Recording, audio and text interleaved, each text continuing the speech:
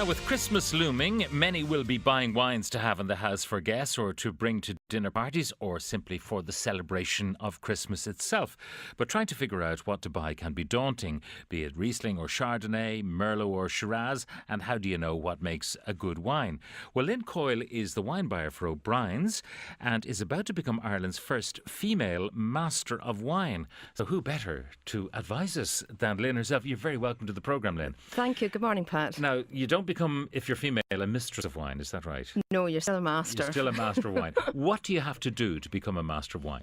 Series of theory exams and practical exams. So the practical exams are blind wine tasting, 36 wines in total, and you have absolutely no idea where they come from, and you need to give vintage, quality, grape variety, country, winemaking and so on.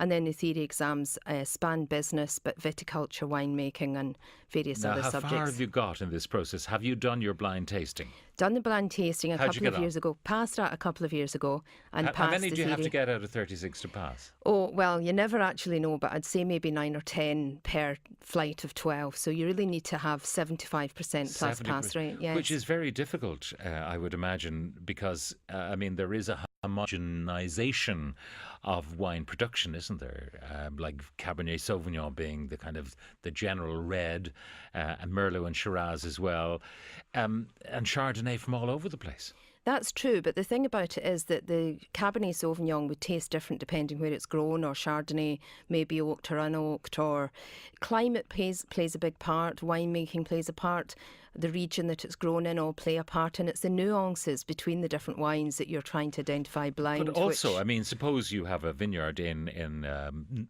say, the southwest of France, and they've had a terrific summer, not a lot of rain, and you taste the wine and it's called Chateau whatever. The next year they've had an appalling summer with loads of rain. The wine will taste completely different. Absolutely true. And the thing is that you need to taste and practice a lot to pass the exams. But you also need the knowledge of the world wine growing regions and what happens where, because the different vintages do play into the wine style. Now, you will become a master of wine when?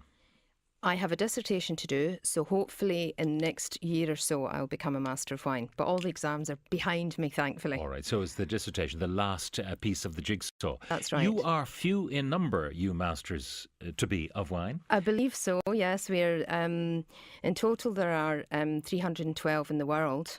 It's a very notoriously difficult exam to pass, and someone told me on Friday, a chateau owner told me on Friday, who was over from Bordeaux, that there are more people that have been to the moon than have passed the Master of Wine. So it is a very small group of people.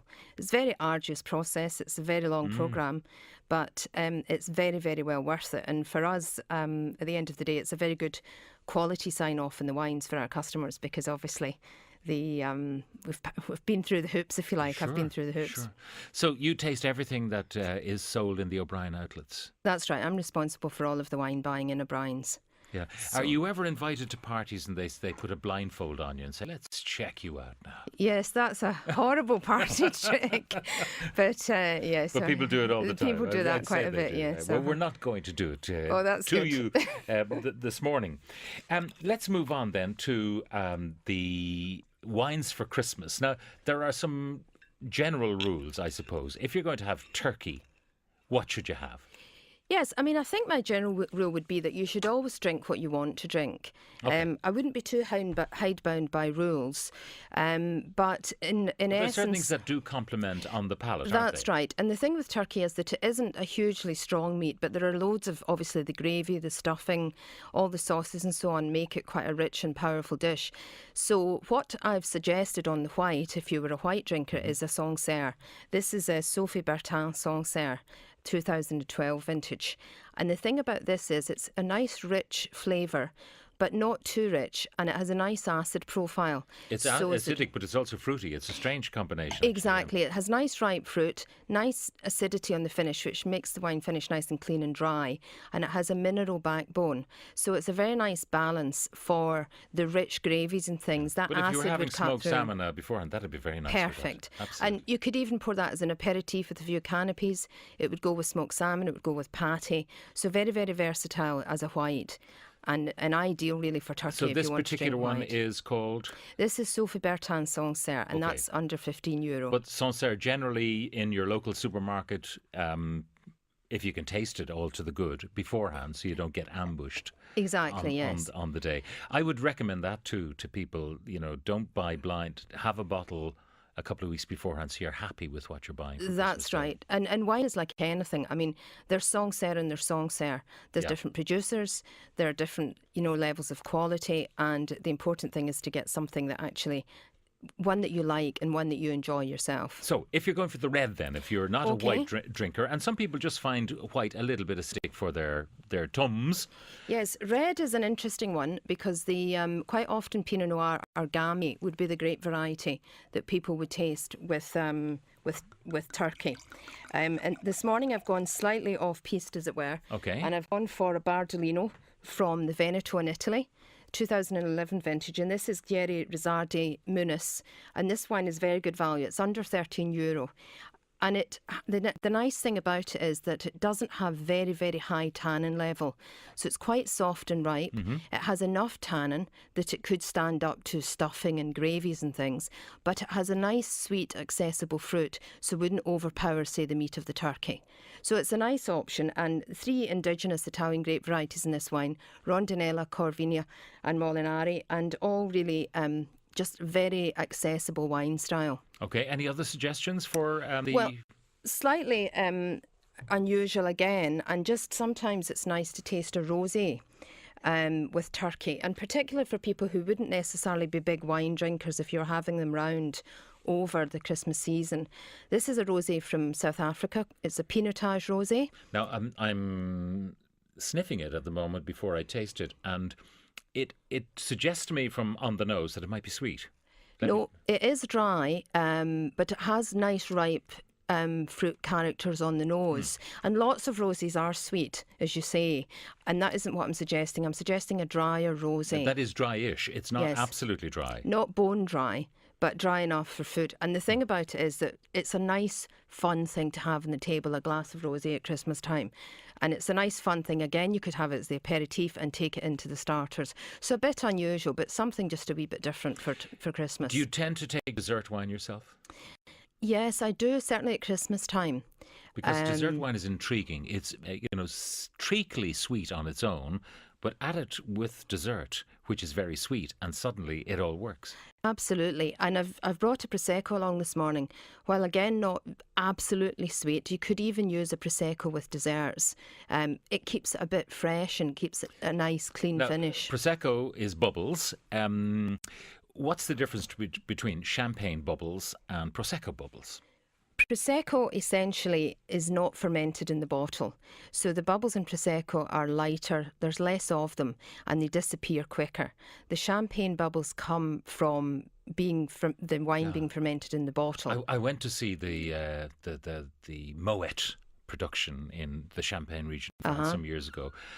It was extraordinary, and it left me wondering, and I say this with caution, how they can produce champagne at the price they do. Because, a lot of it was hand-done. They riddled it. In other words, they turned the bottle through quarters every so often, every few weeks, in the cellars by hand. That's right. Extraordinary levels of care that go into the production of it. And, I was left wondering, as I say, how can you do it at the price? Well, the thing is as well with champagne, and people forget this because there's a big price differential, but this champagne here, Bromont de Crier, it has to have 18 months on the lees and bottle to get that lovely brioche, toasty thing that we associate with champagne.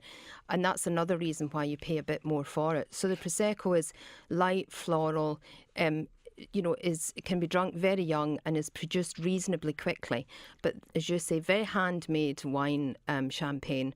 You need to have a good 18 months of bottle age before the wine's released to market. Now, the big question about the price differential between champagnes, you could have a champagne that sells for somewhere over €30, or you can have one that sells for €130. So they're all from the Champagne region. They are. How do you tell? Well, there are certain deluxe cuvées, certain vintages, some are aged for longer. Lots of different aspects as to why they're different price points. But this one here is very good value. It's less than €30. And the nice thing about it is that it's got a lovely brioche character. That's Beaumont de Crier.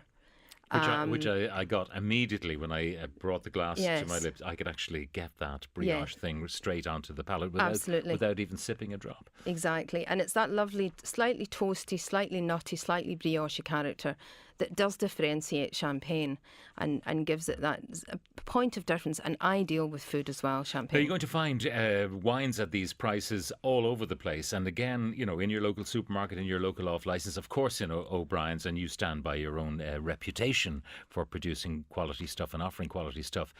But people should generally suck it and see before they spend a lot of money on a wine for a party. Absolutely. I mean, the important thing is to be able to taste the wine and make sure that you like it and that you enjoy it.